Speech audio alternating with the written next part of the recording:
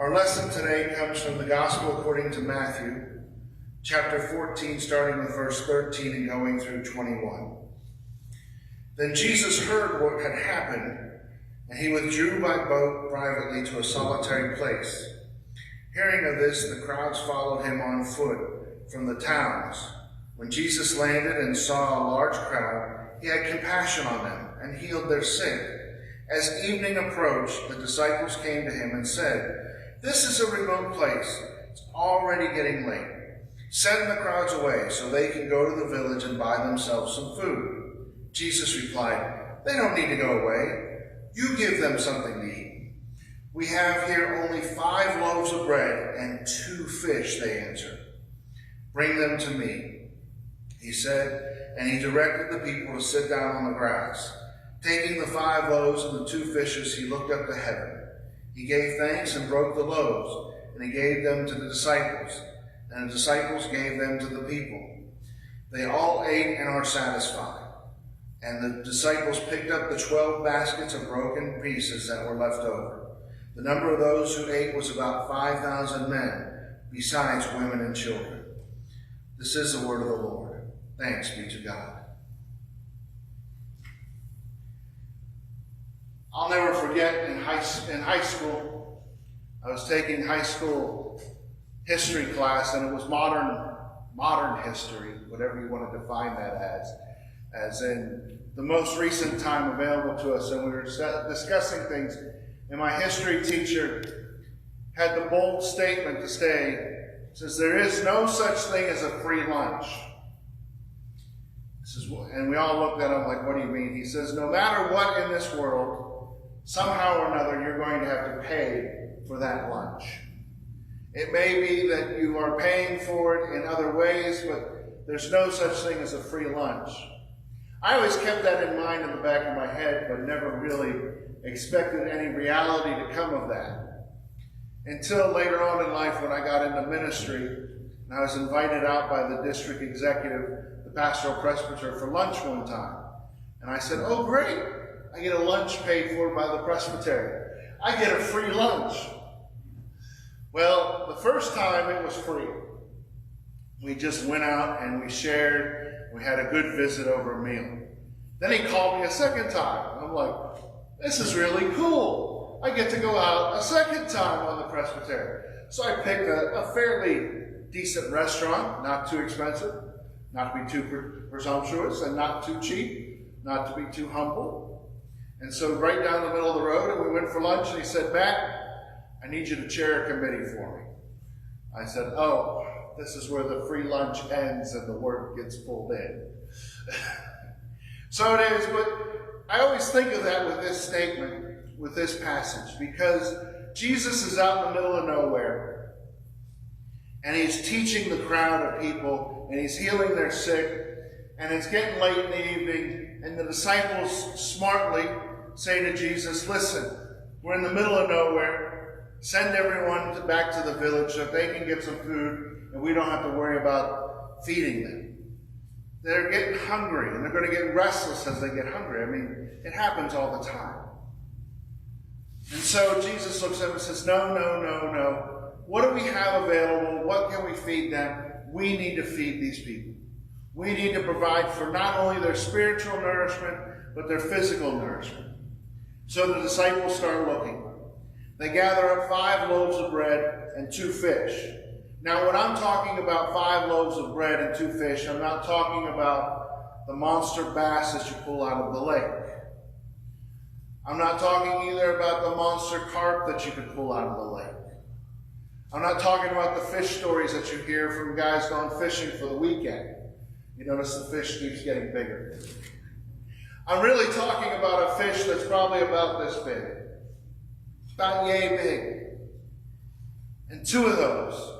And by loaves of bread, I'm not talking about the giant loaves at Walmart or at the grocery store of French bread, or even the white bread loaves that are there that are fairly good size.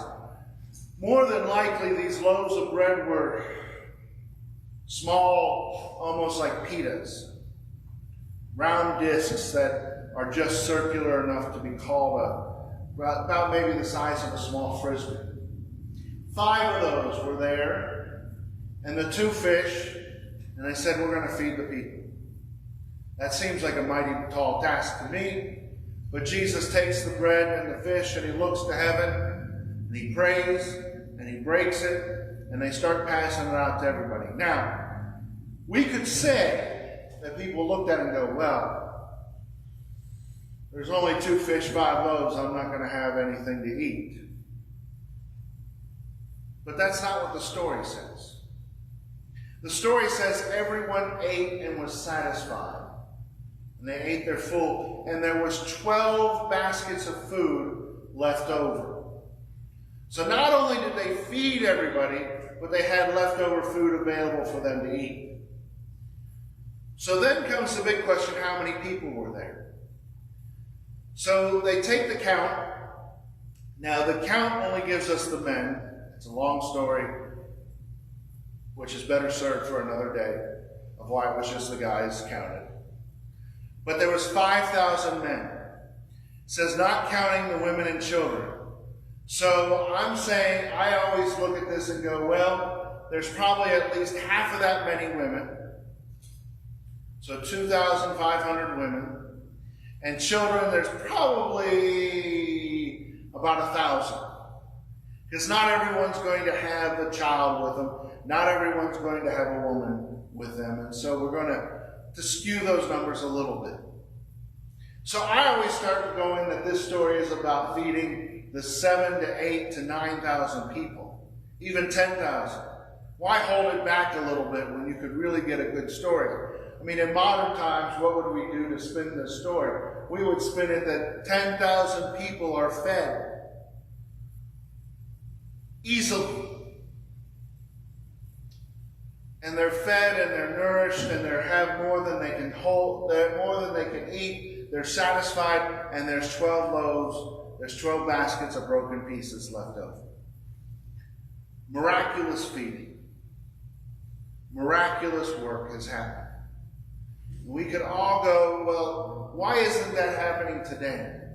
Are there not starving groups today? Are there not people that are not hungry for food today and anxious for food? Well, we've seen already I've talked to, when we were doing the distribution here with Crosslines a month or so ago. They had told me that they have done distributions a number of places, and the problem, they've never given out everything they have, is because we have more than enough food available right now in our town. Now, I'm not going to speak about other towns, but people should not, they told me, should not be going hungry. In Springfield here, we've got locations that are giving food away still to this day. And so it's being multiplied wherever they go. They're trying to give away boxes, and it's not ending. And they keep giving and they keep giving until there's none, till they still have some left over.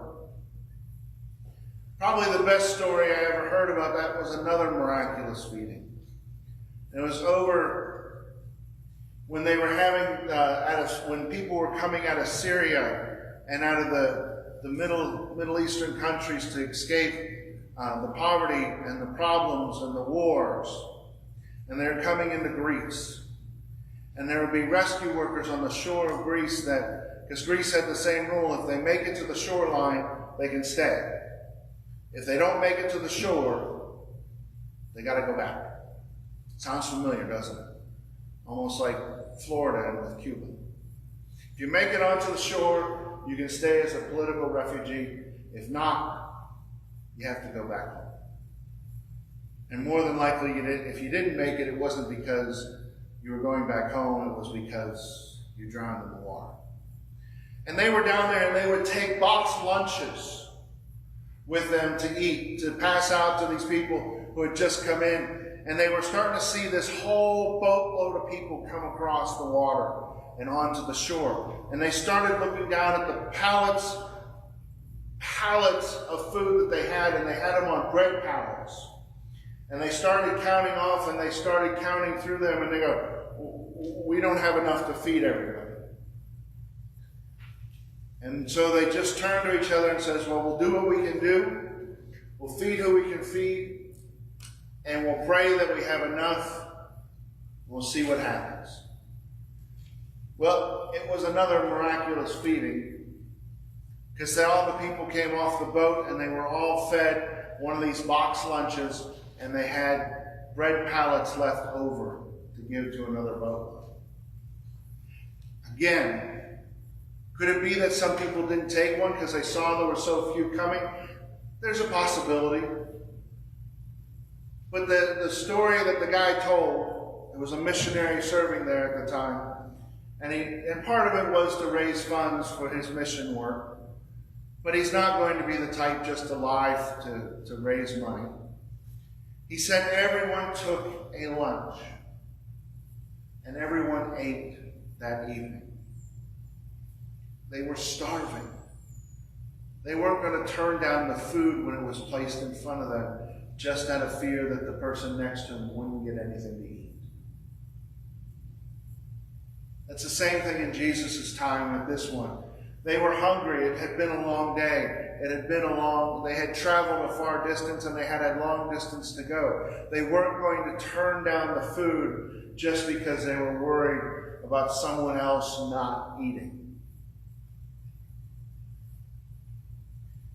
And so these stories are reminders of God's grace, God's goodness, that even in the darkest of moments when we think we will never, ever have enough of something,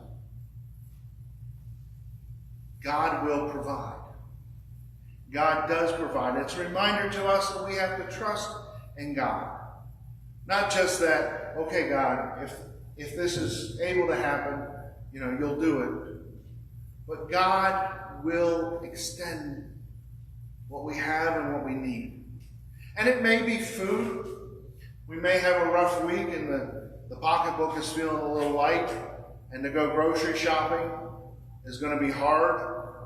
And so we're kind of looking and balancing things out. We have to trust God that the food will be there. But we also have to trust God in all the parts of our life. See, this is not just a one compartment kind of thing. This is a whole endeavor kind of thing that we have to trust God with. We have to trust God with all the parts that God will provide in all of them. So that even if we don't have the money to buy the food, that we go, Lord,